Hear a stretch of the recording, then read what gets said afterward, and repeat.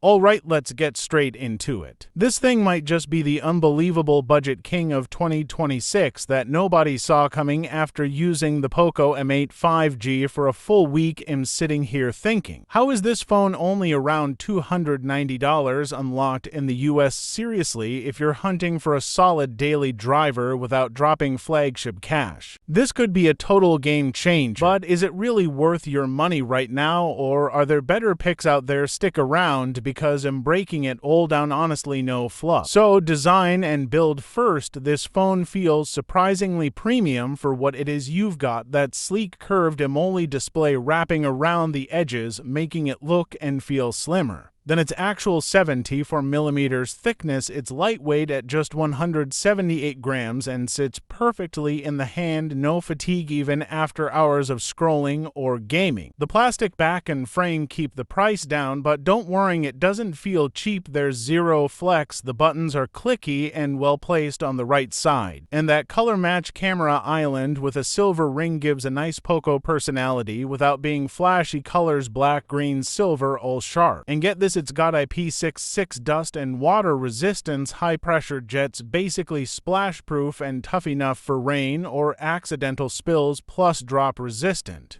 Up to 17 meters on some toughened glass front. For a budget phone, that's legit durability. I toss in my bag with keys and change all week, no scratches, no issues. The in-hand grip is confident thanks to those curves, and the underdisc optical fingerprint scanner quick and accurate every time, no complaints there. Now the display, oh man, this is where it shines. 677-inch AMOLED, 120Hz refresh rate up to 3200 nits, peak brightness eye around 1470 nits. And auto under bright sun colors pop with that 12-bit depth, no banding, and it's HDR capable for YouTube or streaming. Sure, it's full HD plus at 388 ppi, but on this size it's plenty sharp. Scrolling feels buttery, videos look vibrant, and outdoor visibility, no squinting needed. One downside, no true power-up refresh rate control like on some siblings, and HDR video decoding isn't fully there in software, so Netflix and HDR might not hit max potential, but for everyday use this screen punches way above its price. Performance-wise, the Snapdragon 6 Gen 3 4nm with up to 8GB RAM and UFS 22 storage keeps things smooth day-to-day stuff, social media, browsing, multitasking. Zero hiccups gaming. It handles casual titles fine, but don't expect ultra settings on heavy games without some tweaks. Thermals are excellent. It stays barely warm even during long sessions, no throttling drama. Benchmarks put mid-range solid ahead of older Helio chips, but not flagship territory. Expandable storage via micro SD hybrid slot, so pick some more. Card is a nice bonus in 2026. Camera time. Rear setup is basic 50-megapixel main OmniVision sensor PDF with a depth helper, no ultrawide, which hurts compared to the Redmi Note 15G sibling. Daylight shots, really good detail control, noise, likable colors, solid dynamic range. A bit of overexposure sometimes, but nothing deal-breaking. Portraits are conservative on bokeh, safe, not artificial. Looking to X zoom is usable but sharp and aggressively low light. Decent exposures, good colors, but shadows get dark and detail softens. Selfies from the 20-megapixel front cam are solid. Wide lens, nice skin tones, good for calls or social posts. Video for K3O from rear, no stabilization, so tripod recommended for steady shots. 1080p 60. Possible quality is good. Detail, colors, dynamic range, but shaky. Handheld. 1080p gets stabilization, so that's your go-to for smooth clips. Not a camera phone, but for the price it delivers reliable everyday snaps without major fails. Battery life solid, but not mind-blowing. 5520 mAh, about 14 hours of active use, full day easy with mixed scrolling, streaming, calls. I got through heavy days without stress. 45 watts charging, 36